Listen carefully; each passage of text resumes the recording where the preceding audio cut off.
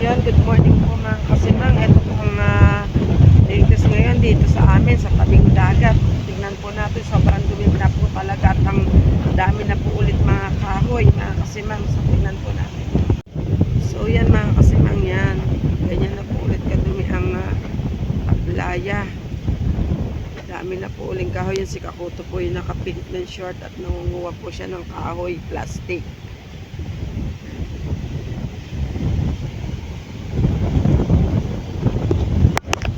Nababasa po lang ng ulan ng cellphone ko. Yan. Nasama na naman po ng aming tabing dagat.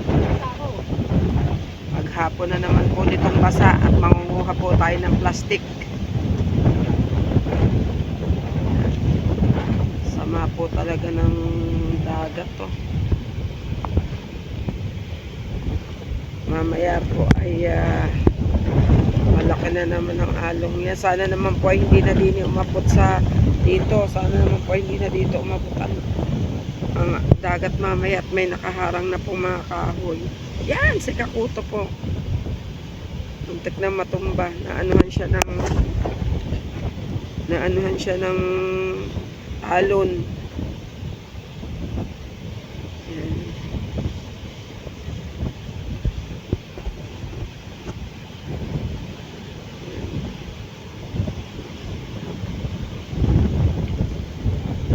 Nangunguha po siya ng kawayan. Kahoy kawayan. Dami pong basura. Ayan.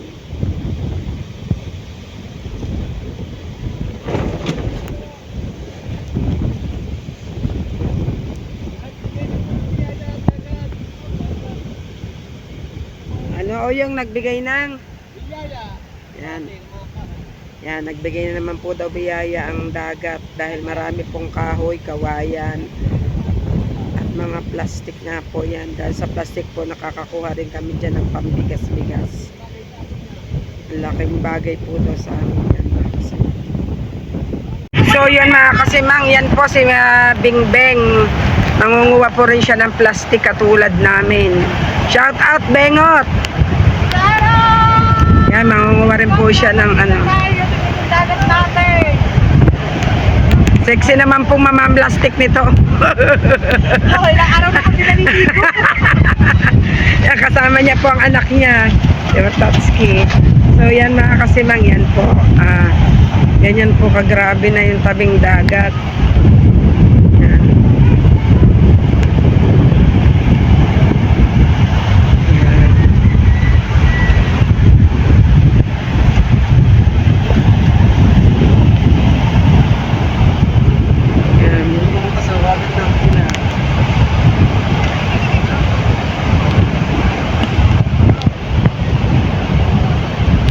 Asawa po ni Eliza na mga plastic din. Si Kakuto po si Bengot.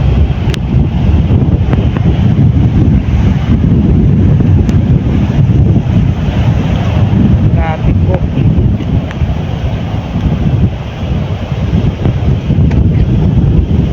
Grabe po ang dumi. Limot ako ng Ang daming kahoy, bengot na.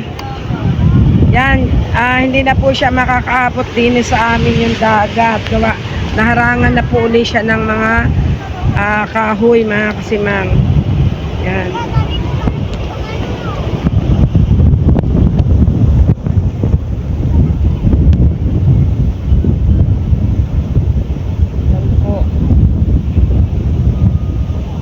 Yan, ang iba po naman ay ang kinukuha po pala ay nyog. Yan, marami na po pala nakuhang nyog. Sino ba to? Yan. Nyog naman po ang kanilang kinukuha. Shout out. Daming nyog pare ko Yan, magandang umaga daw po. Si paring Luis pala are.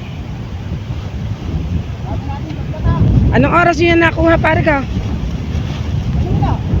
Hindi alam niya. Yung mahal din naman eh. Mahal din. Nung nagbenta kami dati, may nakaka-1,000. Yan ang hukay. Ang daming ano ni paring Luis. Daming nyug. So yan.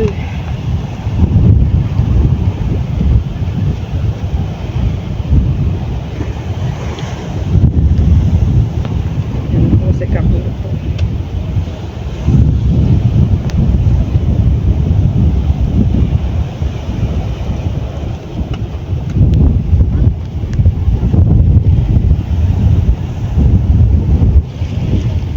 Engot maganda rin ang nyug. Wala itak namin eh. Sa nyug nakakalaki talaga. May humiram din na ibinalik. Yan, nakakuha po ng panggatong si Kakuto. Binigay po sa akin. At wala na po kaming gatong.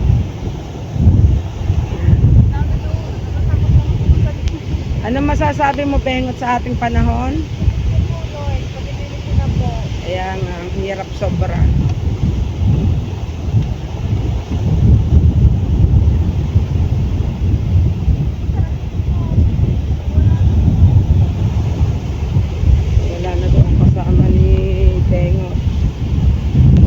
Dami pong tao sa tabing dagat.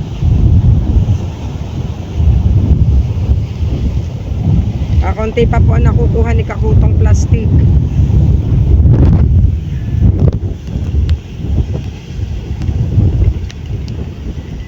Nagalit na naman po ang kalikasan. Kaya nga, mahal din niya, taklob ng plastic.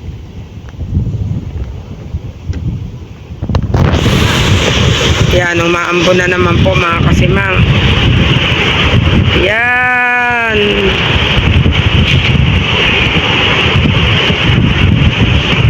Yan, nagitya na po ng nyug si Kakuto. Maganda-ganda rin po ang kita sa nyug mga kasimang. Yan.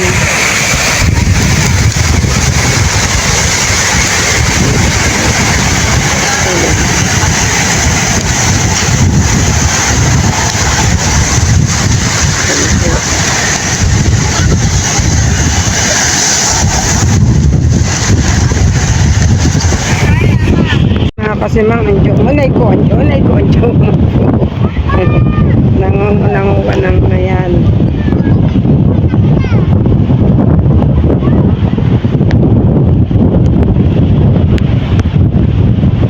Dami pong tao sa tabing-dagat. Bengot, dami na po niya ng plastic. Bengot, dami na yan. Kami rin, makakabili na rin kami ng bigas. Oo, 2 isa. Mas magandang ganyan. Naka 10 kay 10 piso na.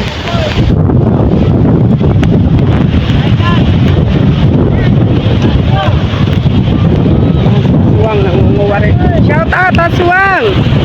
Shout out! Yan, nangunguha rin po siya ng basura. Ay, ng plastic. Yan, ng jomon. Si Kakuto po doon sa gitna. Yan, si Buddy Tubal, nangunguha rin. Shout out Buddy Tubal. Yan. Yan sina paring Luis na andoon. Tignan nyo naman po kung ano yan.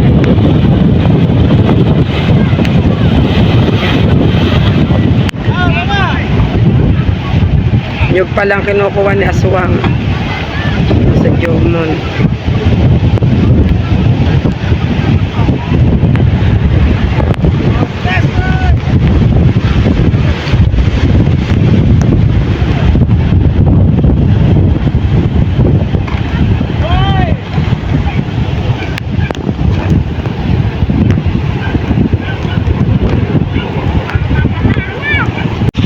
Dahil po talagang basura mga kasimang.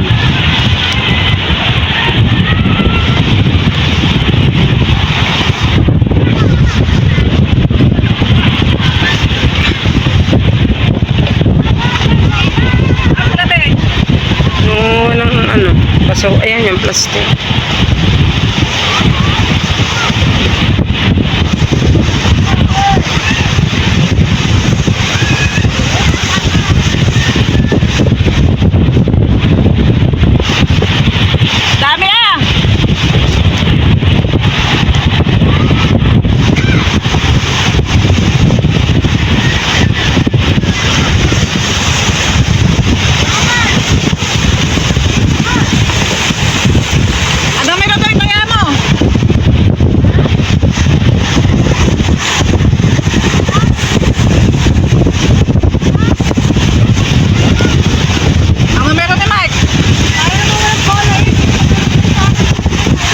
Wala nga bola, bagyuhan. Tingnan mo muna para masabi ko sa kanya mo ka na. Nanay. 8.7. Bakit? Utang ka, akin na kaya. Oo.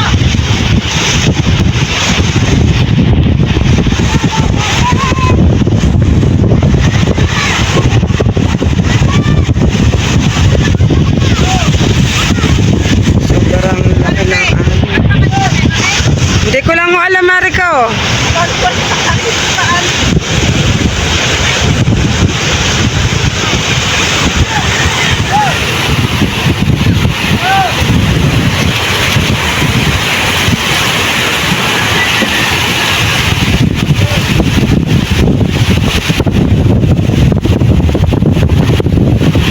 Yun mga kasinang. Ito pong gulong na ito ay haharang po ni Kakutat ng tatay ni Kapain.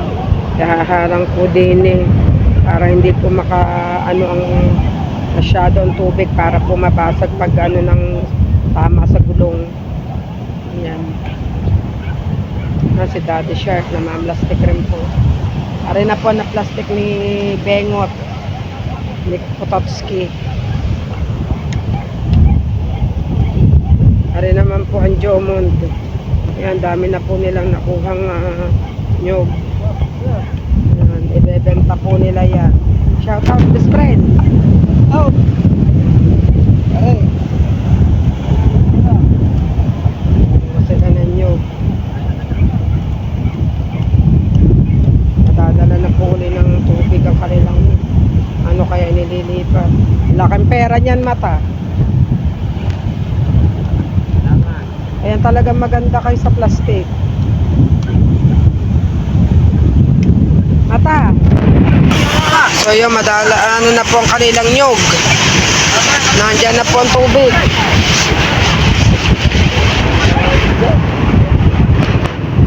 Dadala na po ang kanilang nyog.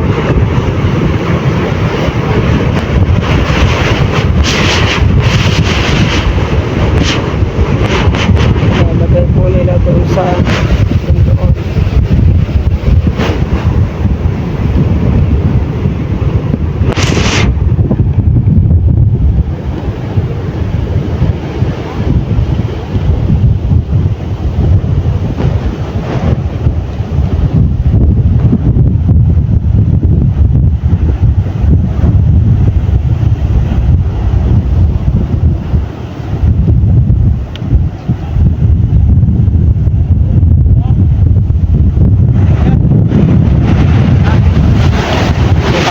Nangunguha rin ng kahoy.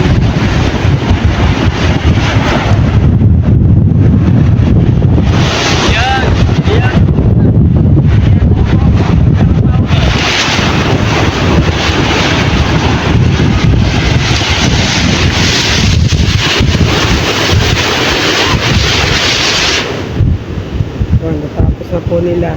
Hindi na po sila magtatalo mga kasimang. Mga kasimang, sobrang lapit na po ng tubig dito sa bahay ko. Yan, buti na lang po at araw po nalaki yung tubig. Hindi po gabi. Kung gabi po, baka hindi kami makatulog. Yan po, tubig po yan. Ito po ang kinatatayuan ko ang bahay namin. Ito po lang ang bahay ko. Yan, ito po ang tubig. Buti nga po nilagyan ng maraming kawayan dahil pag napasok po ang tubig, iwan po lahat dun yung mga basura. Maya't maya na po ang pasok ng tubig dito sa harapan namin mga kasinang. So yan o. Lapit-lapit na po talaga sobra ng tubig. Yan nga po pala mga nakuha namin plastic. Bebenta namin para po makabili kami ng bigas. Yan lang kasi mga bahay ko. Ayan lang po ang bahay ko. Ari po ang dagat. Wala na nga po pala ang mga basura dito. Kanina po puno ito ng basura. Ngayon po nandun na sa dulo. Yan. Kanina po dito lahat ang basura. Ngayon po yan nandun na po sa gitnang sa dulo. Yan nandun na po lahat ngayon ng basura. Pero sabi po ni Kakuto, mamaya po daw, babalik yan dito pag kumate. Yan, ito po ang tubig. Ayun po ang bahay ko. Gano'n po kalapit yan mga kasimang.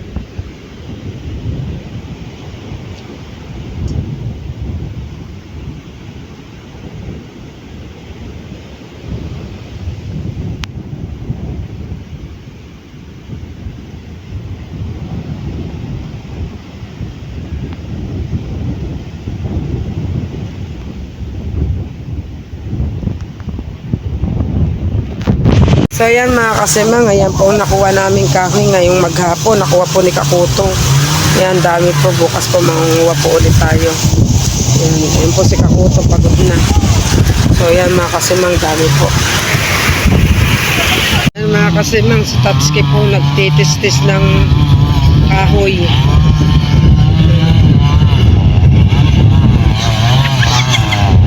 Ayan, nagtitis-tis po. Nagpa-power sa si yan,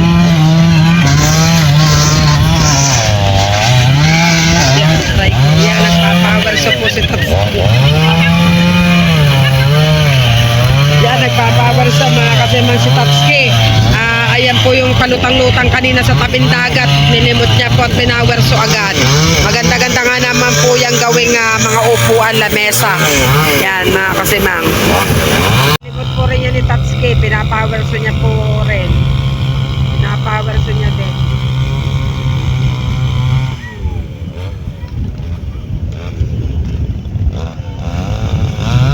Gagawin sigurong lamesa.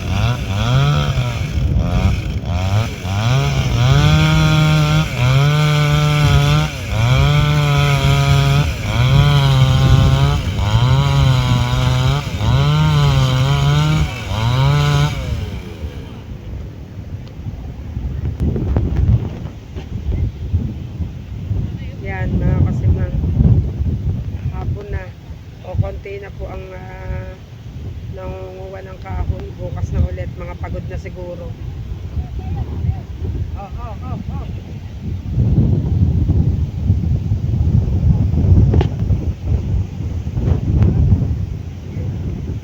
Lumayo na po ang tubig.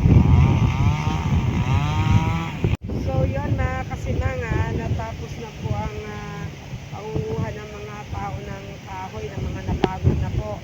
At yun po, dito ko na rin po tatapusin ang aking vlog. Sana po ay makikilike naman po at subscribe po